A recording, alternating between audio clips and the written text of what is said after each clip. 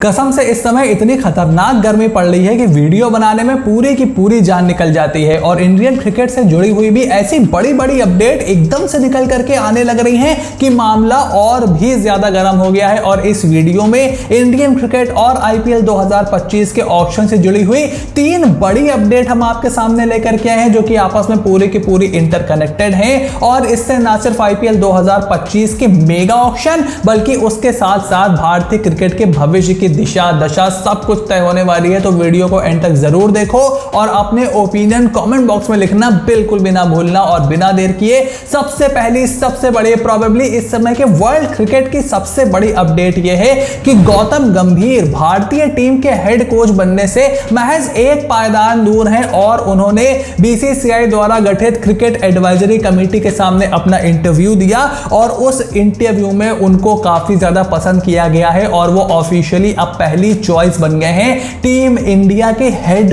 Coach बनने की। 2024 के आईपीएल में कोलकाता नाइट राइडर्स से जुड़े उनके पूर्व कप्तान लखनऊ सुपर जायंट्स छोड़ करके आए थे और इसी साल कोलकाता नाइट राइडर्स उनकी मेंटरशिप में चैंपियन भी बन गई। तो एक तरीके से जिस लिए गौतम गंभीर को लाया गया था वो काम पूरा उन्होंने करके दिया। कोलकाता नाइट राइडर्स को लंबे समय के बाद चैंपियन बनाने में एक बड़ा रोल अदा किया और उसी के बाद से टीम इंडिया के हेड कोच की पोजीशन जो कि वर्ल्ड टी20 के बाद वेकेंट होने वाली है, regardless of the result Rahul Dravid अपने कॉन्ट्रैक्ट को एक्सटेंड नहीं करेंगे। लंबे समय से गौतम गंभीर की जो कैंडिडेचर था उसके ऊपर बात करी जा रही थी और अब ऑफिशियली उन्होंने बीसीसीआई को इंटरव्यू दे दिया है। यानी कि कोलकाता नाइट राइडर्स के फैंस के लिए ये बुरी खबर जरूर हो सकती है कि मेगा ऑक्शन में गौतम गंभीर की एक्सपर्टीज की आपको सबसे ज्यादा जरूरत पड़ने वाली थी और गौतम गंभीर ऑफिशियली अगर टीम इंडिया के हेड कोच बनते हैं तो वो under any circumstances Kolkata night Riders के साथ जुड़े नहीं रह सकते। ये पूरा कॉन्फ्लिक्ट ऑफ इंटरेस्ट का जो पूरा आर्टिकल है वो उनके ऊपर लागू हो जाएगा, वो नियम लागू हो जाएगा और उन्हें कोलकाता नाइट राइडर्स की मेंटरशिप से इस्तीफा देना पड़ेगा, कोलकाता नाइट राइडर्स से अलग होना पड़ेगा और गौतम गंभीर के इंटरव्यू के बाद एक बार और उनको बुलाया जाएगा, ऐसी अपडेट निकल करके आ रही है। लेकिन इंटरव्यू में वो इस समय हॉट फेवरेट बनकर के निकले हैं बीसीसीआई द्वारा नया हेड कोच बनाए जाने के पद के लिए। और वहीं दूसरी अपडेट भी टीम इंडिया के हेड कोच के पद को लेकर के आई है कि डब्ल्यूवी रमन जो कि भारतीय विमेंस टीम के एक्स कोच रह चुके हैं, पूर्व हेड कोच रह चुके हैं, उनको भी गौतम गंभीर के साथ इंटरव्यू के लिए बुलाया गया था और उनका जो प्रेजेंटेशन था उससे क्रिकेट एडवाइजरी कमेटी जो है वो बहुत ही ज्यादा इंप्रेस हुई है। बिकॉज देखो एक सीजन कैंपेनर है, पुराने खिलाड़ी हैं, भारतीय टीम की जो वुमेन्स टीम है हमारी उसको कोच भी कर चुके हैं, तो उनको पता है कि इस तरीके के प्रेजेंटेशन कैसे दिए जाते हैं, वो एक्सपीरियंस बहुत काम आता है और लगातार क्रिकेट से जुड़े रहे हैं, कमेंट्री वगैरह भी करते हैं, एक्सपर्ट पैनलिस्ट में भी उनका नाम रहता है। तो उनके प्रेजेंटेशन से बहुत ही ज्यादा यहां पर इंपैक्ट पड़ा है सीएससी पे, वो बहुत ज्यादा खुश हुए हैं। और एक ओवरसीज कैंडिडेट भी है जिसका 19 जून को इंटरव्यू करेगी क्रिकेट एडवाइजरी कमेटी। लेकिन अगर आप मेरे से पूछो तो ये सब अब खाली दिखाने की बात है कि अगली बार जब कोच बदलना पड़े, 2 साल 4 साल 6 साल जब भी बदलना पड़े अगली बार, तो जो बड़े खिलाड़ी हैं वो अप्लाई नहीं करते हैं। जैसे आपने देखा होगा कि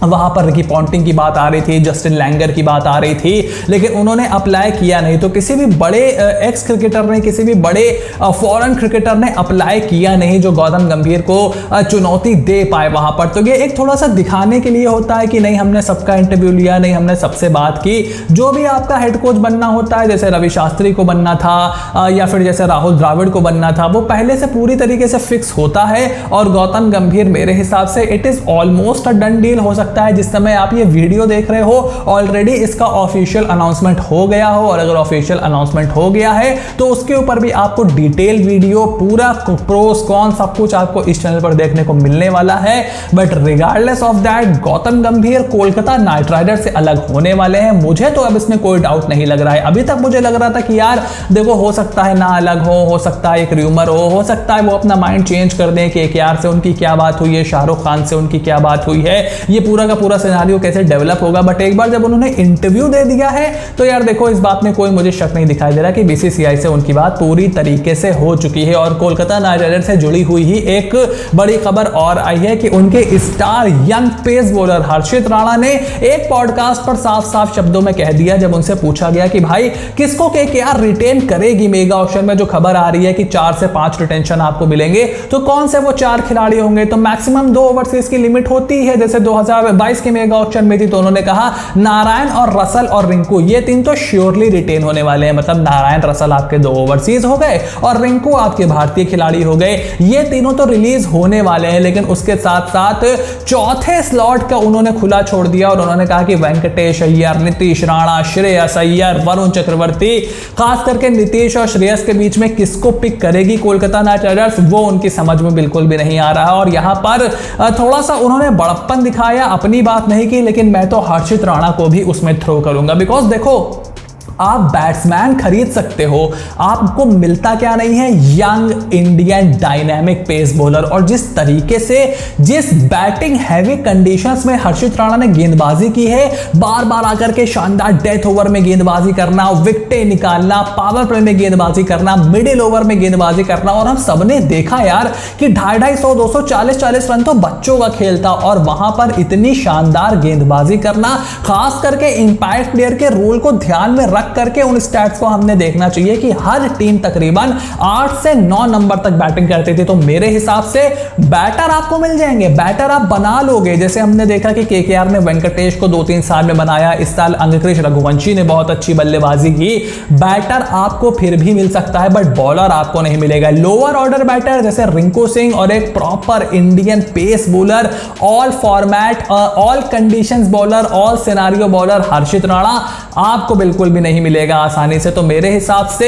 श्रेयस अय्यर, नीतीश राणा हो सकता है दोनों को ना रिटेन करे यहां पर कोलकाता नाइट राइडर्स, और उसके बाद राइट टू मैच कार्ड अगर उनको मिलता है तो उनका इस्तेमाल करे, या फिर मेगा ऑक्शन में ऑप्शंस बहुत सारे होते हैं। तो बल्लेबाजों पर हमने देखा है कि बहुत ज्यादा पैसा खर्च नहीं होता, लेकिन ऐसे जो गेंदबाज होते हैं, दीपक चहर 14 करोड़ तक पहुंच गए थे, तो हर्षित राणा भी आपके ऐसे ही जाने वाले हैं। तो बहुत ही अनफेयर होगा कोलकाता नाइट राइडर्स के लिए। परहैप्स सबसे ज्यादा अनफेयर अगर किसी के लिए होगा तो केकेआर के लिए होगा, क्योंकि वो ना सिर्फ अपने ओवरसीज खिलाड़ियों को छोड़ने पर मजबूर हो जाएंगे, जैसे मिचेल स्टार्क हो गए, फिल सॉल्ट हो गए, उसके साथ साथ अपने कप्तान को भी उन्हें छोड़ना पड़ सकता है। But that is the need of the hour. तो आपका इस पर क्या ओपिनियन है, मुझे कमेंट बॉक्स में लिख करके जरूर बताओ कि केकेआर किसको रिटेन करेगी, गौतम गंभीर की जगह केकेआर का नया मेंटोर कौन होना चाहिए। इस पर मैं सोच रहा हूं कि अलग से वीडियो बनाते हैं। अगर आपको लगता है ऐसे वीडियो बनाने चाहिए तो वो मुझे कमेंट बॉक्स में लिख करके बताओ। अगर 100 कमेंट उस नाम के आ गए, इस वीडियो के नाम के, तो मैं उस पर फटाफट से एक वीडियो बना दूंगा रिसर्च करके कि मेरे हिसाब से केकेआर का अगला मेंटोर कौन होना चाहिए जब गौतम गंभीर उनसे अलग हो जाते हैं। So stay tuned and I will see you soon in the next video.